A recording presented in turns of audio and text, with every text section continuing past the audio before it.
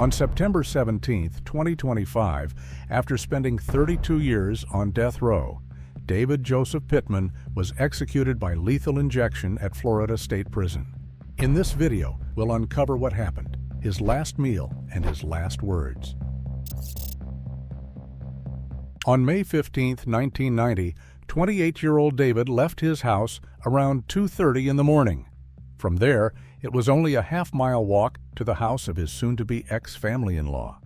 He just wanted to talk, he had told himself, but somewhere along that quiet 13-minute walk, deep down, he realized that wasn't going to happen. When he reached the house, he climbed the fence near the backyard shed and crept to the side. He tapped on Bonnie Jo's window, waking her up. And at first, it really did seem like he only wanted a conversation. He sat down with her and told her about the problems he was having with her family, how they were making things worse. But then the tone shifted. He brought up the 1985 allegation, the one that had torn everything apart. Why had she told him that he raped her back then? Bonnie Jo reminded him of what happened, reminded him she had only been 15, and told him the truth he still didn't want to hear. But the conversation kept unraveling. David started pointing to her personal issues, questioning her mental health, trying to twist things. Then he asked if she wanted to have sex. She said no. She explained that she was on her period, but David wouldn't drop it. He kept suggesting other things, oral sex, stories, anything to wear her down, and that's when Bonnie Jo had enough. She wanted him out, and she told him to leave. But he refused. She tried to scream, hoping to wake her parents, but David panicked. He lunged forward and clamped his hand over her mouth, desperate to silence her before anyone could hear. And what happened next was brutal. He struck Bonnie Jo hard, and in that moment, something inside him snapped. He slashed her throat, then stabbed her over and over until her body went still. But the attack wasn't quiet. The noise jolted her mother, Barbara, awake. She rushed out of the bedroom, but as she came down the hallway toward Bonnie Jo's room, David stepped out and drove the knife into her too. By then, Clarence had heard the screams. He ran for the phone in the living room, but David was too fast. Before he could call for help, David snatched the receiver, beat him down, and stabbed him until he collapsed by the hallway telephone. It was fast and brutal, and in just a few minutes, 3 members of the Knowles family were dead. But David didn't run. He knew he would be the first name on the suspect list, and he had to buy himself time. He needed the scene to look like an accident, something unexpected, not planned, so he went looking for gasoline. In the shed, he found a can, brought it inside, and began pouring fuel across the house. He shoved a tire under Bonnie's bed to make the fire burn hotter in her room, then kept going, splashing fuel into every corner. Covered in blood, he took time to wash himself in the bathroom while the air filled with the sharp, sick smell of gasoline. After that, he carried the can out to Bonnie's car, tossed it in the back seat, and grabbed her keys. Then, without looking back, he lit the house on fire. Flames spread fast, and within seconds, the home was ablaze and David disappeared into the night. Just a couple of minutes later, at 3:36 a.m., a newspaper delivery man spotted flames up to 25 feet tearing across the sky. He immediately called authorities, and by the time firefighters got there at 3:42, the Knowles home was already swallowed by fire. People nearby said they heard a blast cut through the quiet, loud and sharp like an explosion. It tore half the roof clean off, leaving a massive hole above the burning house.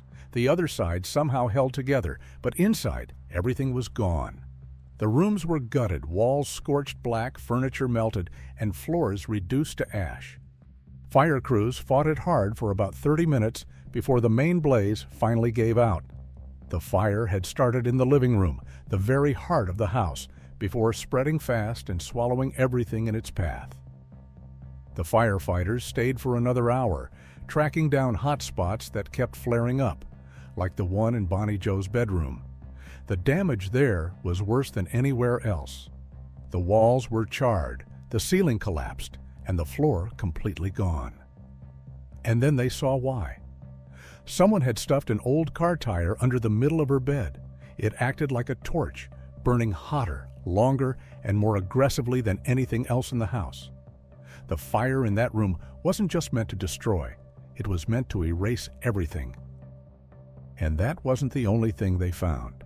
Inside the burned house were the bodies of Clarence, Barbara, and Bonnie Jo. But it wasn't the fire that had killed them. The medical examiner revealed the truth. They were already dead before the flames began. Bonnie Jo had been stabbed 8 times. Each wound was deep enough to be fatal on its own, and together they caused massive blood loss, leading to a quick death. Barbara's injuries told the same story. She had 3 stab wounds, 1 in the neck and 2 to the chest. The chest wounds pierced her aorta, killing her in minutes, 5 at most. And just like Bonnie Jo, she was gone long before the fire was ever lit. Clarence was stabbed 5 times. 1 was shallow, but the other 4 were devastating, each cutting deep into his chest cavity. They too caused massive bleeding, and within minutes, Clarence was dead. Tests confirmed the same detail as with Barbara and Bonnie Jo. There was no soot in his airways, no sign that he had breathed in smoke. The burns all came after. The fire had been meant to cover the crime, but the knife had already done its work. And by sunrise, it turned out that the trail of fire hadn't ended at the Knowles house. Around 6:30 that morning, a construction worker showed up for his shift and spotted something unusual. A brown Toyota, seemingly stuck in a ditch near his job site, less than a mile from the crime scene. Not long after, a homemade wrecker pulled up beside the car. The worker watched as a man got out, and moments later, thick smoke poured into the air. The Toyota was on fire. A nearby neighbor saw it too. She watched the smoke rising, then noticed a man running away from the burning car. Later, when police showed her a lineup, she picked David Pittman out of it without hesitation. And when the construction workers saw the same lineup, he confirmed it as well. Detectives quickly confirmed what was already obvious. The car fire wasn't an accident. Just like the house fire hours earlier, it had been set on purpose. Another attempt to erase the evidence and cover up what had happened. And now, investigators knew exactly who they were looking at. At the time of the murders, David's ties to the Knowles family were already tense. He was in the middle of a bitter divorce from 23-year-old Barbara Marie, the other daughter of Clarence and Barbara. And the split was ugly. Witnesses later said David had made repeated threats, not just toward Marie, but toward her whole family. He had met her when she was 18 and he was 23, and he came off as independent, a guy who wanted to stand on his own. They married within 2 months, and the babies came just as fast. But the marriage slid into anger and threats, and the children ended up living under the care of their grandparents, Clarence and Barbara. That made what happened inside that house even harder to take, because this wasn't just violence against former in-laws. It was an attack on the very home where his own children had been raised. And there was more. Investigators learned that David had recently found out Bonnie Jo tried to file criminal charges against him, accusing him of raping her 5 years earlier. But she had waited too long. By the time she came forward, the case had already fallen outside the statute of limitations. And David also pushed back, saying the was consensual and happened before he married Marie. That wasn't he told anyone who asked. But the accusation didn't just go away. It just added another layer of tension, one that prosecutors later said gave David a powerful motive to silence Bonnie Jo forever. Stacked on top of the bitter divorce, it gave the state what it wanted, a clear and undeniable motive.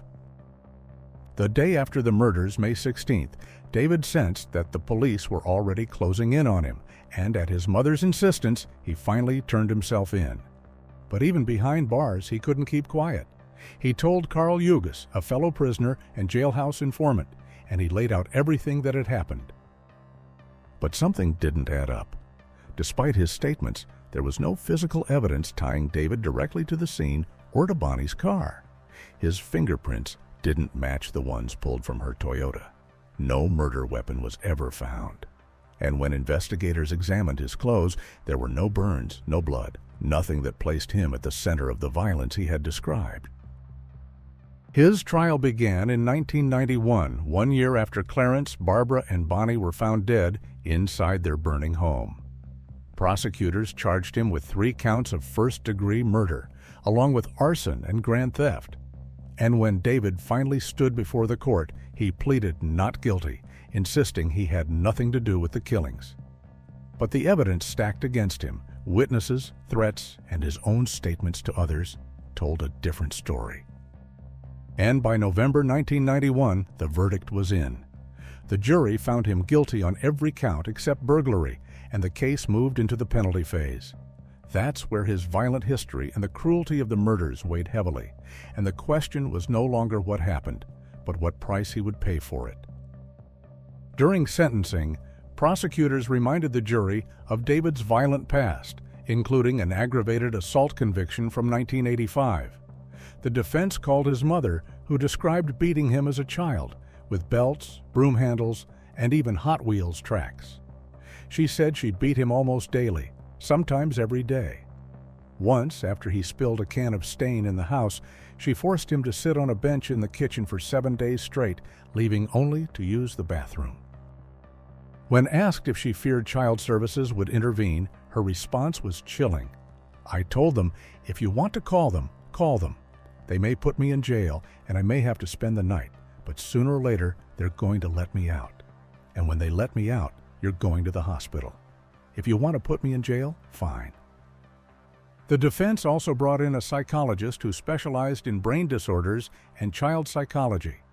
He told the court that David suffered from severe ADHD, brain damage, and mood instability, and he explained that this wasn't just a kid acting out.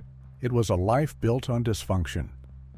David's father had been a diagnosed paranoid schizophrenic who died in an institution, and his half-brother struggled with the same illness. Tests put David's IQ in the normal range, but his memory scored worse than 99% of the population.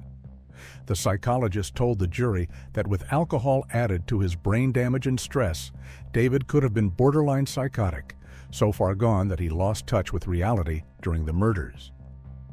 The defense argued this background didn't excuse the murders, but according to them, it did explain them, and they hoped that claim would be enough to save David from the death penalty. But it wasn't.